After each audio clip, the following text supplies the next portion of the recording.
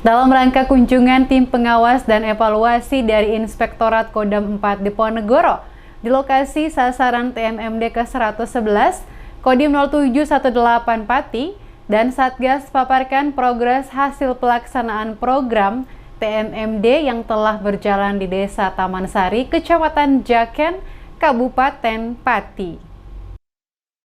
Pelaksanaan program TMMD ke-111 Kodim 0718 Pati yang dilaksanakan di Desa Taman Sari, Kecamatan Jaken, Kabupaten Pati, Selasa pagi, disambangi dari tim pengawasan dan evaluasi dari Inspektorat Kodam 4 Diponegoro. Sebelum terjun ke lokasi sasaran TMMD, rombongan tim Wasep dari Inspektorat Kodam 4 Diponegoro menerima paparan hasil pencapaian program TMMD yang disampaikan oleh Letnan Kolonel Korps Zeni ID Ilham Zamani dan Satgas TMMD ke-111 Kodim 0718 Pati di PKO Poskotis. Sementara berbagai pelaksanaan program TMMD ke-111 Kodim 0718 terus berlanjut. Pengerjaannya selalu dilakukan dengan sinergitas antara TNI dan warga setempat. Disampaikan Letnan Kolonel Korps Zeni ID Ilham Zamani, pelaksanaan program TMMD dimulai pada tanggal 15 Juni hingga 15 Juli 2021